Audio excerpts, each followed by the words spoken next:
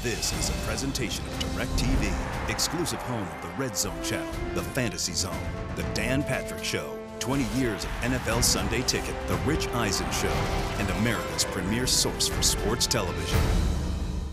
I'm Cole Cover. I'm the prep guy for Major League Baseball's postseason locker room celebrations. I wrap all the lockers in cellophane so none of this stuff gets on their fancy clothes. I've always had a love for cellophane. The look, the smell, the touch, the feel, the fabric of our lives. I love my job, but it's not all work for me. I take breaks. There's lunch. And of course, a professional like me needs to stay hydrated.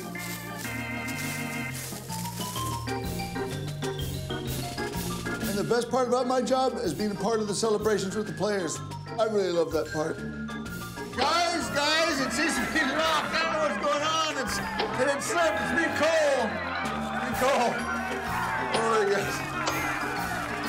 It's safe. It's wrapped in cellophane. Nothing's going to get wet. Nothing's going to get wet at all. Oh, it was a mess of these things. Congratulations. I was going to go over to my place by myself and watch the box score. Stop right now.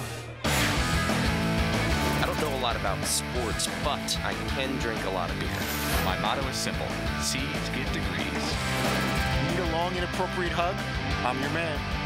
I think I'm smarter than you, because I probably am. Power College for box score.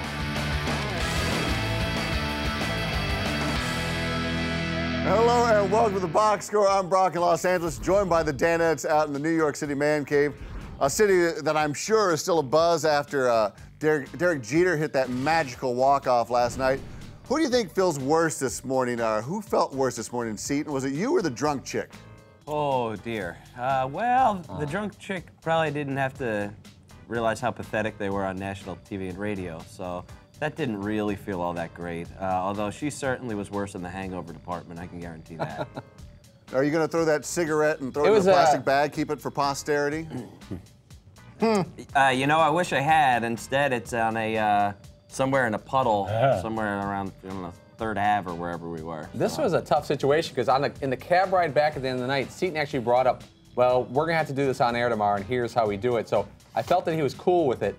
And if he would have said, you know what, I don't want this on the air, because mostly we do. We don't complain mostly about anything that goes on air. But if he would have said, like, you know what, I don't want to be known as the guy who's the Yankee fan who missed that. You know what? It was like when it happened, we were talking. I'm like, well, at some point we're going to have to hit this on the air tomorrow. This has to be talked about. And I really would rather have not, but you have to. Yeah, right? That's what we do.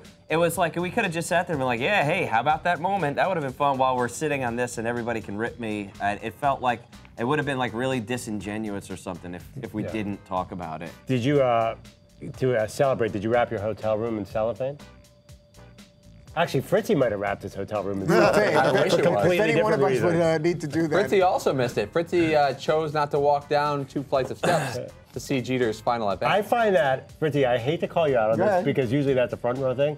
I find that a little strange that you didn't find a bar to watch that. I did not. You're a kind of a New York guy. I know. There's a bar connected to our hotel. There is. I was watching the Giants-Redskins game last night.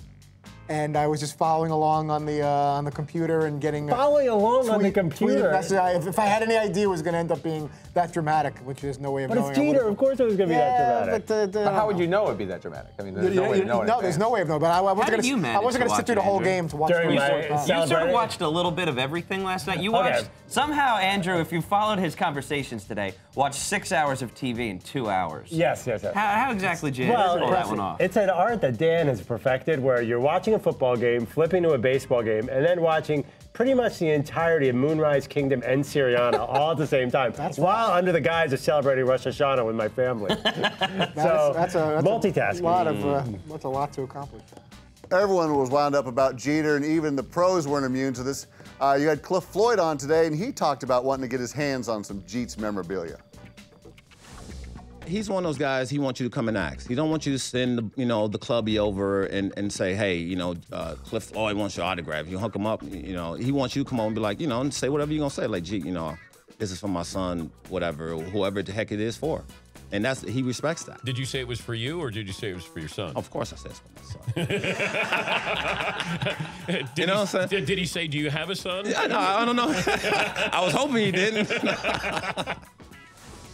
Cliff Floyd is so cool that I just, like, whatever he says, I buy it. But there was a little ambiguity there about how exactly he got it signed and what he got signed and how he worded it. Yeah, he's like, you know, Jeter's the kind of guy who wants you to come over and ask for it. You can't just send, like, a clubhouse guy or whatever. And then later on, he's like, yeah, but, you know, I just sent somebody over and asked for it. I'm like, well, wait a minute. I think it's a really weird dynamic because if you ask another athlete, I'm assuming, I never played sports like that, but if I was an athlete, let's say I was a good professional baseball player, if you ask another guy for an autograph, it's like saying, you're better than me. Yeah. But isn't trading your jersey in soccer similar? But it hasn't really come over here yet. Yeah. But, like, I don't think Jeter's asking, you know, an average player from the Red Sox for his autograph like jersey. Pedroia. Do you think he would ask Dustin Pedroia for Maybe. Maybe. But maybe. I think the way it's almost like saving face. I'm going to send a clubhouse guy to get it for my son. Well, it's actually for my rec room downstairs. So you're not embarrassed. Pedroia actually won an MVP, unlike Jeter, though. A lot of folks were emotional over the game last night, and even the skipper Joe Girardi said he got a little misty.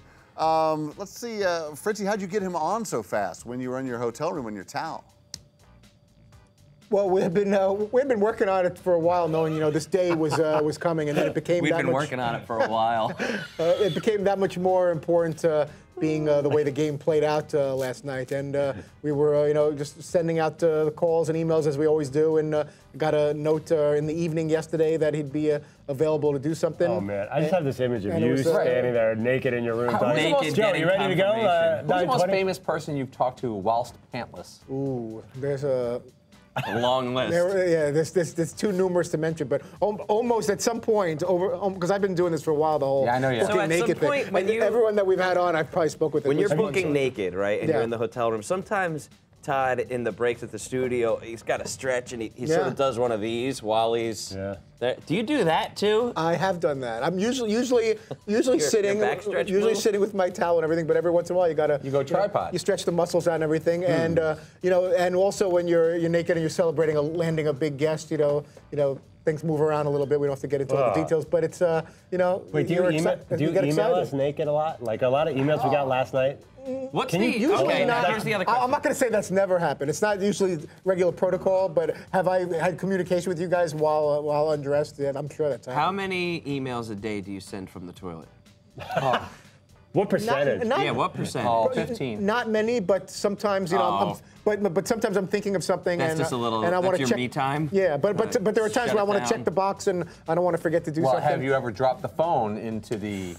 I haven't done that, but I've put it down, and there may have been like a wet mat like by the shower or something like that, and I forgot, and then I'm concerned that I've messed up the phone because of if I'm putting it down by a sink or something like that. But I try not to do that and mix the two. But sometimes it's actually very therapeutic and relaxing when you're sending someone a confirmation notice about, especially someone that's very newsy for the show while you're handling your business. It actually makes everything flow somewhat better. Well, if I can flow back from your adventures in the water closet and your naked downward-facing dog, the boss asked Joe Girardi how they originally were going to send off Jeets into the sunset. Robbie Kakuza, our clubhouse guy, had came up with the idea that after the game, that he should take a walk around the ballpark, obviously starting on the first base side, and start walking and have that group of players and Joe Torre that were there waiting at home plate to greet him, saying, come on, it's time to join us in retirement, and then let Derek walk off and go down the tunnel, and then they would follow.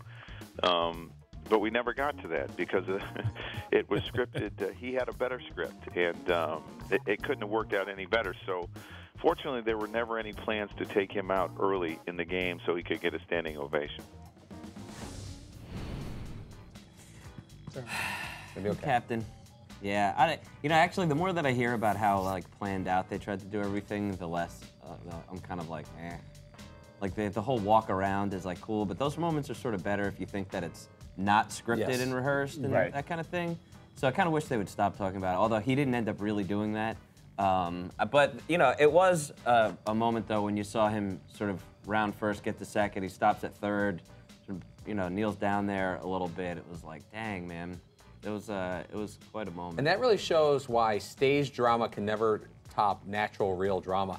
That, walk-off hit and jumping around, and then they just send the guys out from under the dugout, like Mariano and those guys. They just said, get out there because this is all changed. If you go back to when Cal Ripken did his trot around the field and Chris Berman didn't speak for 18 minutes when he broke Gehrig's record, he was doing the curtain call, and the guys like pushing him, and they literally pushed him, and Cal's like, no. And they said, go, and he just starts trotting around the field because he didn't know what else to do. Right. And it was very natural. It was not staged. That's what made that moment great. And then you're just like, holy cow, he's going to thank the entire fans. And Chris Berman just goes, I'm out. And that was great. And it's almost like they were trying to redo that one, which is still cool. It's not like they were doing something bad, but the real drama topped it.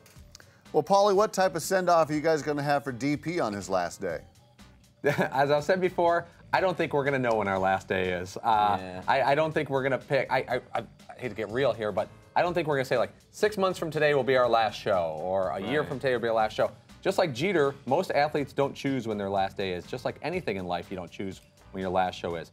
Ideally, in X amount of years from now, would I like to say, 4 months from now, we're wrapping it up. It's possible, but I'd say there's like a 25%. Can you imagine if we ended up doing like a full year goodbye year or something? Dan, well, you know what's funny? Dan wouldn't want that. Dan wouldn't do that because he'd be like, that's unnatural to what we do. Like, let's say it was the last 2 weeks or something, and you said, like, 2 weeks from today, we're wrapping it up, and we go. God, we'd set an all-time record of mailing it in. Be like, hey, McLevin, what's the poll result? Who cares? Shut up. Don't worry about your poll question. Yeah, we'll save the mailing it in for a box score. Okay, coming up, David Allen Grier joins the Man Cave and brings the funny.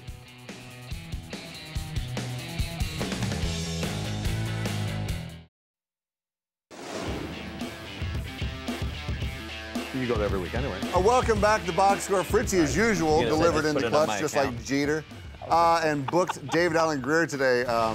McLovin, were you a fan of In Living Color? Oh, yeah. In Living Color was great. I was, I'm a big Mad TV, In Living Color, SNL alternative fan. They were all great. Grier was comedy, which is what he does. Even got Paulie laughing when he was reliving some of his days on the set. Paulie likes Funky Finger production. Funky Finger, Howard Tibbs, and Clavel. Bam! There used to, when Living Color was first on, there was no security. So literally, Keenan is in the makeup chair, and dudes would just stroll downstairs in the dressing room, and this really happened several times. Dudes would be like, hey, look here, brother, love what you're doing, all your brothers. I'm gonna give you my card. Do you know Spike Lee? All that stuff, this really happened. I got a script, not for you, brother. Give it to Spike. Tell him to call me, because we're trying to get our thing off. And we would just sit there and watch. Oh yeah, there was a time when the Fly Girls were dancing and a dude was hitting on her during the dance break. Big legs, hey girl, let me squeeze you. Tap her, man, tap her right there. Yeah, it was wild, it was wild. He's a great comedian. I think he's really underrated, a really talented guy. I even remember watching Living Color, and he was, believe it or not, my favorite guy on the show. I thought he was so sneaky compared to the other guys who were more over the top. And Funky Finger Productions was my favorite bit. We used to imitate it, of course, poorly all the time. And I used to work at a health club on the Upper West Side, and I was working at the front desk one day, and David Allen Grier comes in, and I'm sitting there, and I'm like, I'm a big fan of his, and I'm just kind of giggling, and I can't tell you exactly what I said. But he's like, why are you laughing? I'm like, you are funny, man. And I just couldn't stop laughing just by him being in the same room. So having him today was a really treat. When Fritzy brought it up last week, I did feel it was a little out of place. Like, wow, does he have a movie to promote? But then when he got in the room, he just took over the room. Yeah, we weren't really sure what we were going to do there. But yeah, that's kind of the blessing and curse, I guess, of having a comedian, and where it's like, well, I don't really know what we're going to talk to him about necessarily, but he's funny, so it's going to work. And I actually found that I thought he was funnier when he was just telling a story, not when he was trying to be funny.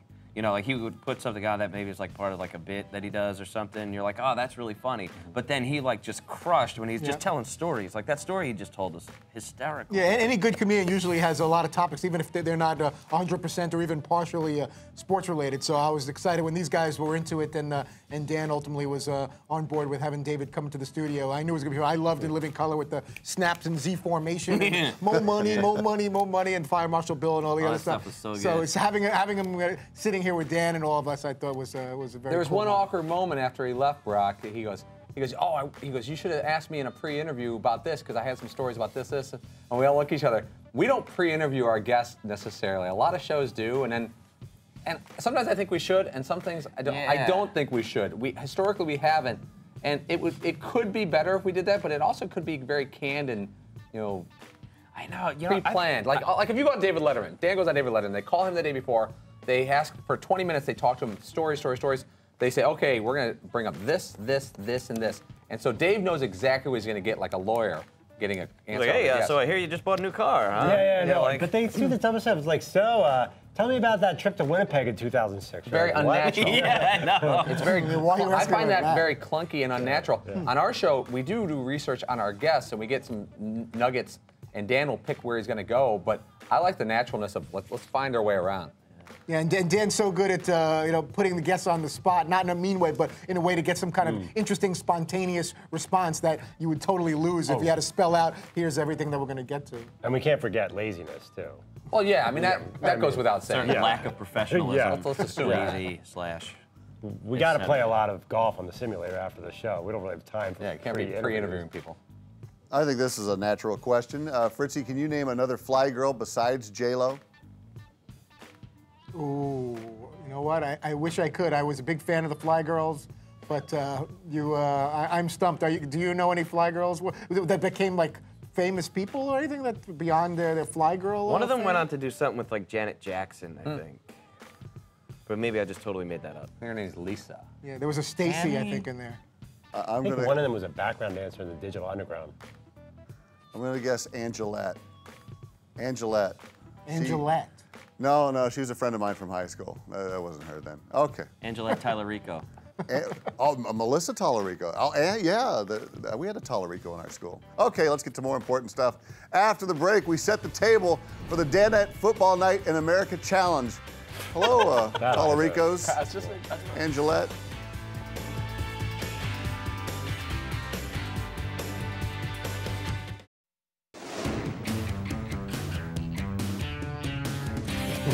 Welcome back to the Box Score, guys, for the weekend full of football on deck. We look forward to Sunday as we tee up this week's.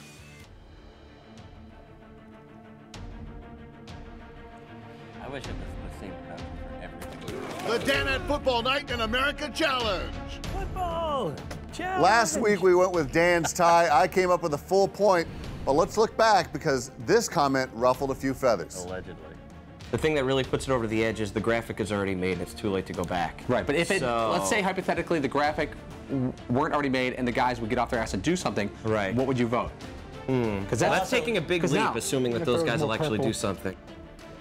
Well, good job, Paulie. I'm surrounded by the graphics guys, and they are all ticked off. You're going to apologize if you got to come out to LA at some point.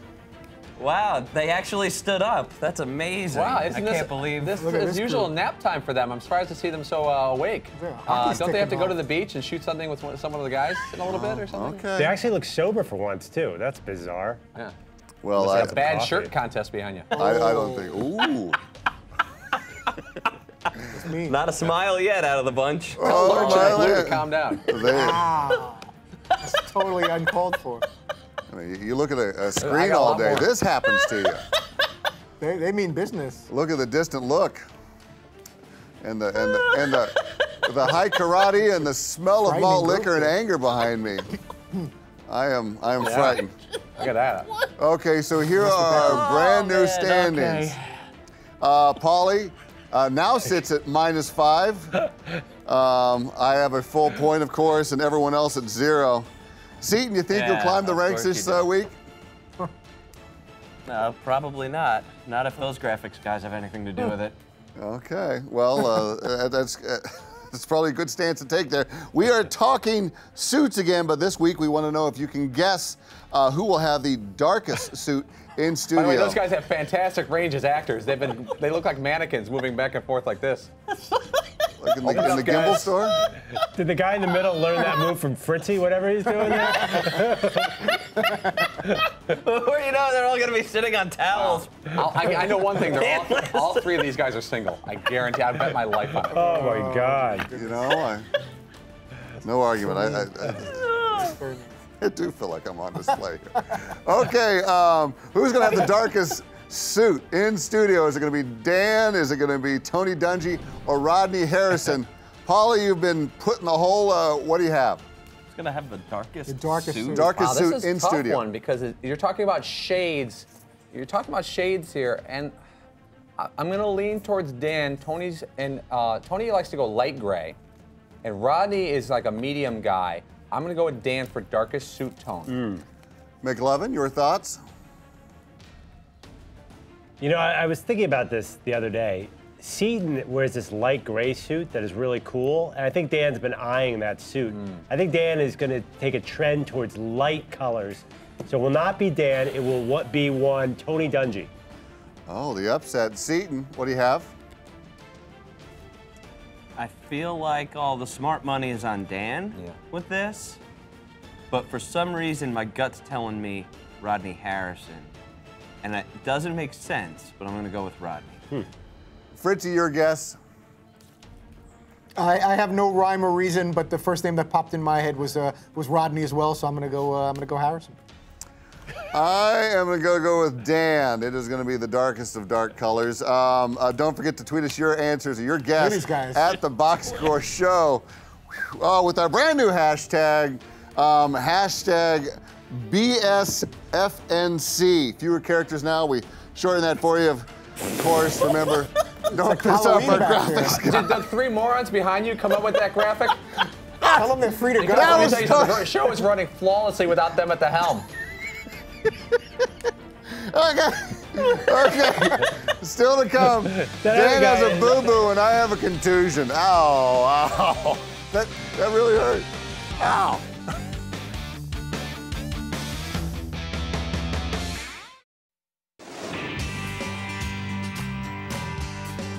Oh, you have another boo-boo? Yeah. Oh my God. But no stitches. Oh my goodness. How did you manage to get by without stitches on it? You have a boo-boo?